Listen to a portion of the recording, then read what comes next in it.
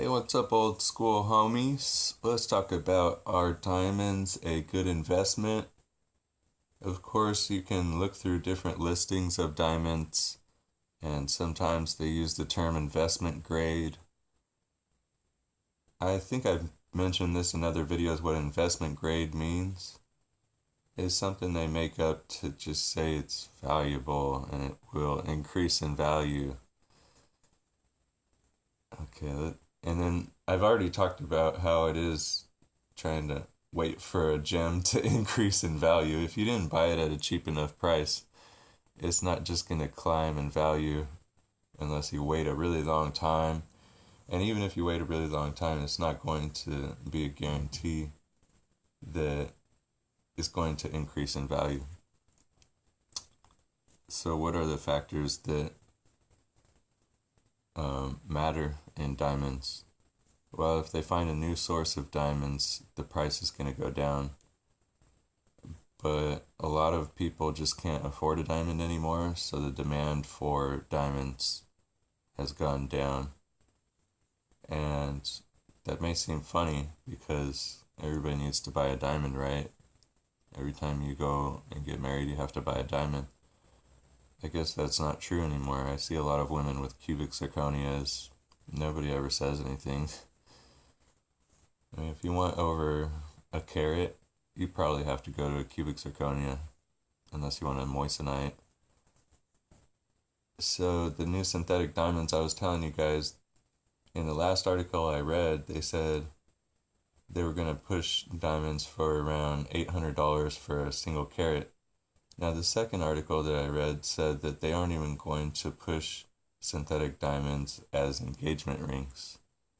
Now, this is probably a later on move that they thought, like, we can't compete with ourselves, or we might outcompete ourselves, especially if they made it into a colored diamond. Because the colored diamond thing is really hard to chase after.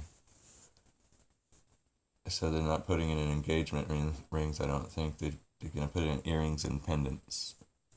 So they've already created their own personal stigma that if it's a created diamond, it's worthy of like a Sweet 16 or maybe a promise ring, something more like that. So De Beers creates these own waves. You could follow them if you want. I did. I had to buy a diamond. I don't care if you follow it or you don't. You have your own life.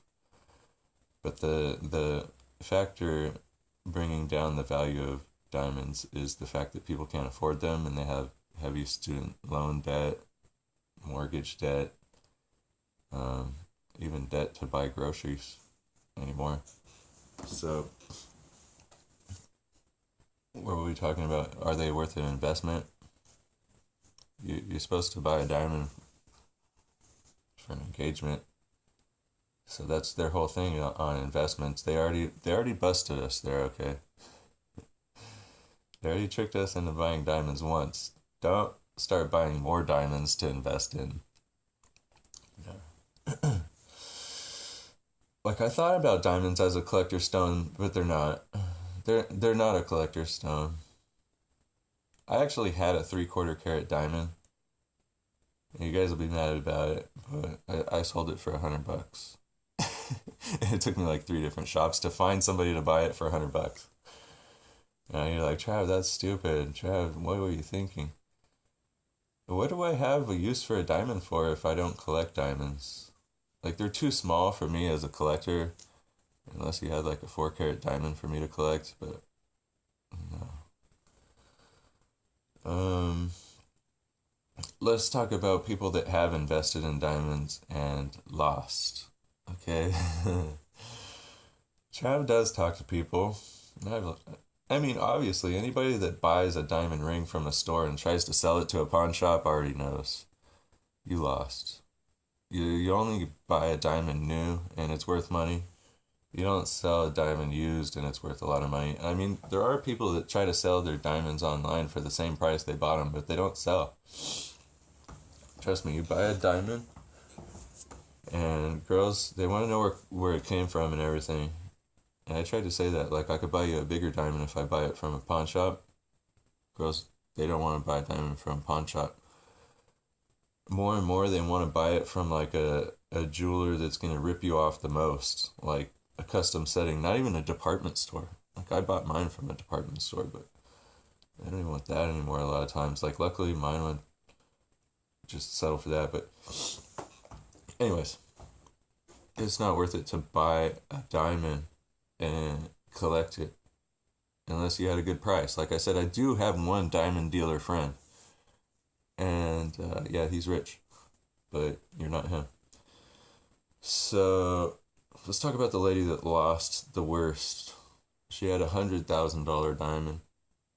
Her husband actually bought it for her, right? She sold it for $40,000 maybe 6 years ago. Yeah, maybe 4 or 6 years ago.